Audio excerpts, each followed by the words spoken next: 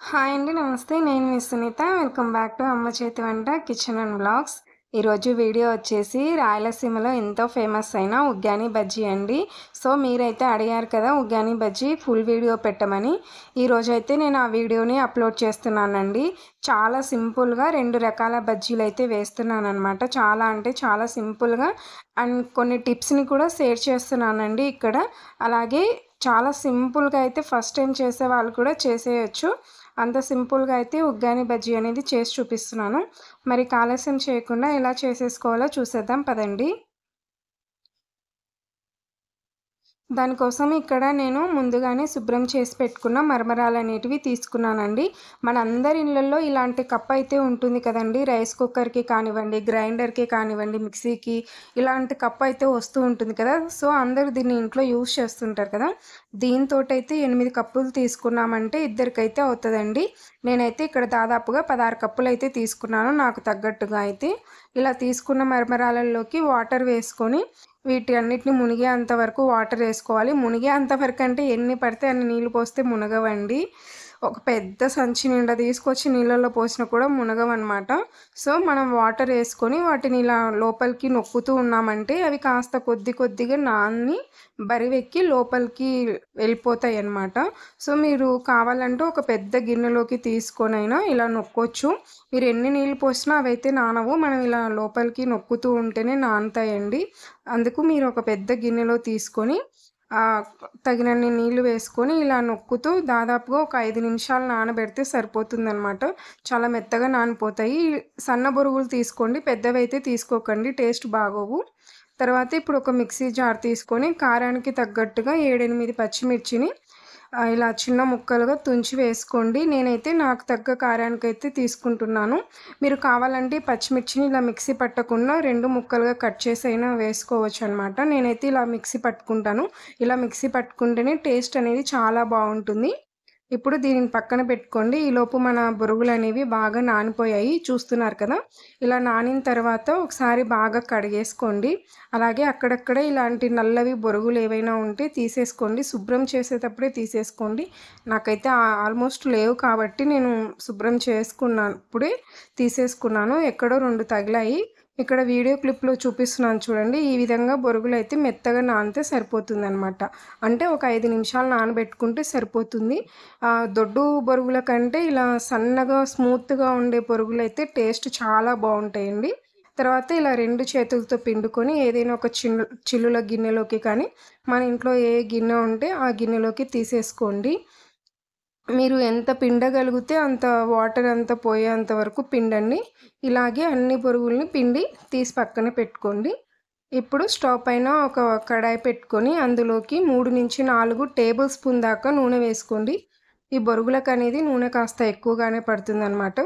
తర్వాత 1 tea spoon మినపప్పు, half tea spoon జీలకర్ర, హాఫ్ టీ స్పూన్ ఆవాలు, తర్వాత సన్నగా పొడువుగా కట్ చేసిన ఒక ఉల్లిపాయని వేసేసేయండి. ఉల్లిపాయ అనేది ఒక మీడియం సైజ్ ఉల్లిపాయ అయితే సరిపోతుందనమాట.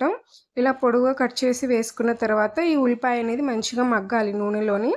మగ్గిన తర్వాత అదే విధంగా మీడియం సైజ్ టమోటాని కూడా సన్నగా పొడువుగా కట్ చేసి వేసుకోండి.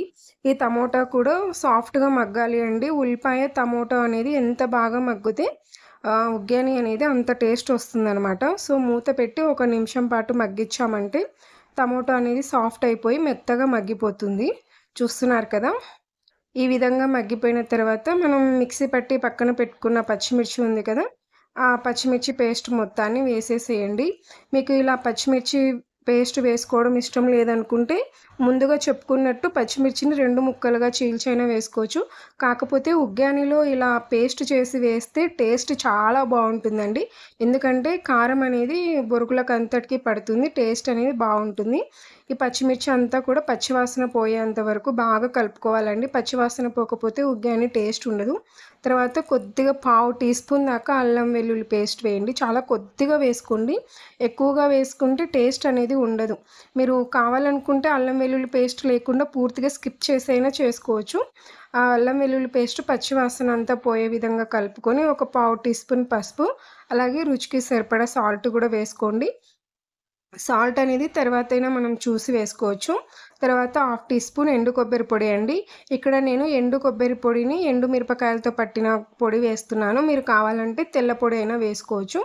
కొద్దిగా కరివేపాకు కూడా వేసుకోండి. కరివేపాకు మీరు కావాలంటే తాలింపులో వేసుకోవచ్చు. ఇక్కడ వేసుకుంటే ఏంటంటే కరివేపాకులో ఉన్న ఫ్లేవర్ అంతా కూడా దీనికి తాలింపుకు పట్టి మంచి స్మెల్ వస్తుంది. తర్వాత మన మెయిన్ ఇంగ్రీడియంట్ వచ్చేసి పుట్నాల పొడి అండి. పుట్నాల పొడి 2 టేబుల్ స్పూన్లు వేసి అదంతా కూడా కలిపేసి ఇప్పుడు మనం కడిగి నానబెట్టుకుని వాటర్ అంతా పిండేసి తీసుకున్న బొరుగులు ఉన్నాయి కదా, ఆ బొరుగులన్నిటిని కూడా వేసేసుకోండి.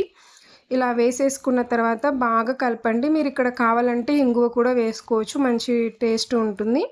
ఇలా ఒకసారి ఈ కారం అంతా కూడా ఉగ్గానికి పట్టే విధంగా మంటని లో ఫ్లేమ్లో పెట్టుకొని కనీసం 1 నిమిషం నుండి నిమిషంన్నర దాకా కలుపుకోవాలండి. అలా కలుపుకుంటేనే ఉప్పు, కారం, ఈ మసాలా అంతా కూడా బాగా పడుతుంది. ఇందులో మెయిన్గా వచ్చేసి ఏంటంటే పుట్నాల పొడి అనమాట, మంచి టేస్ట్నిస్తుంది.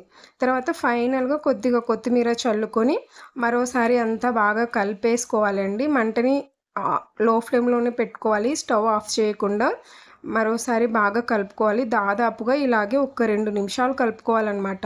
ఫస్ట్ మనం తాలింపులో బొరుగులు వేసినప్పటి నుంచి చివరి దాకా దాదాపుగా 2 నిమిషాలు కలుపుకుంటే చూస్తున్నారు కదా ఎంత పొడి పొడిలాడుతూ ఎంత బాగా వచ్చిందో.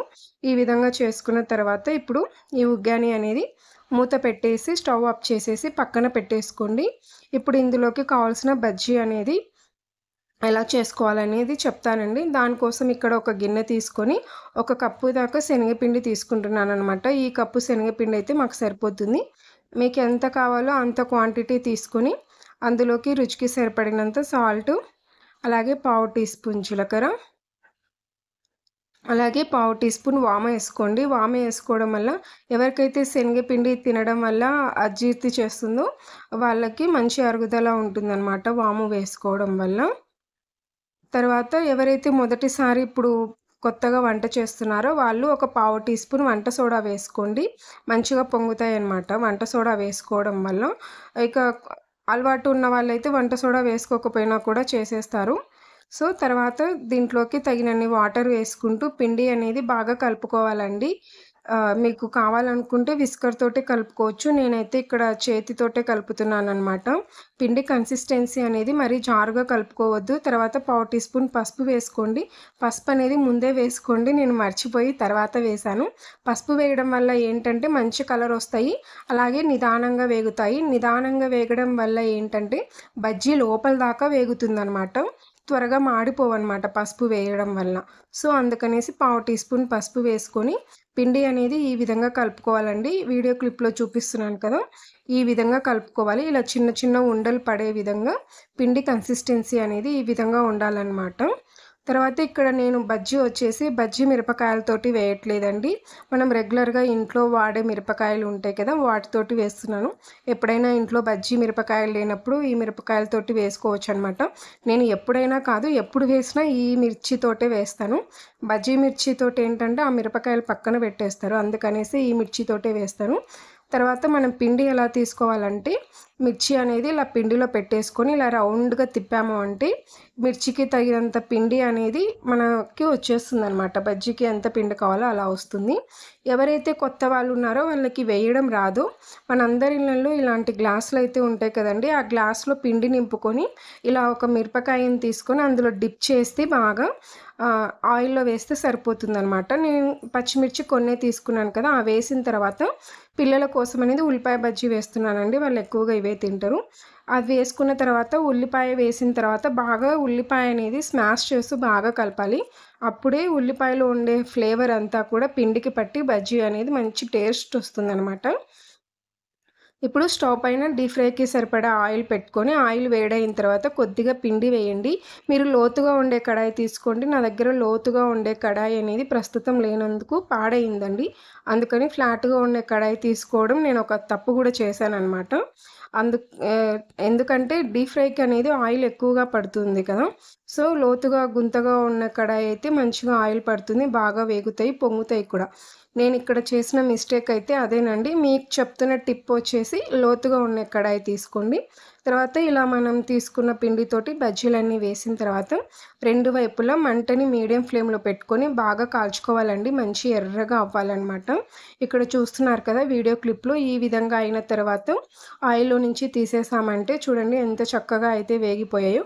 కొంచెం కింది భాగంలో ఎర్రగా వేగాయి కదా! పర్వాలేదండి. ఆయిల్ కూడా ఏం పీల్చుకోవనమాట. తర్వాత నేనిక్కడొచ్చేసి ఉల్లిపాయ బజ్జీ వేసేస్తున్నాననమాట.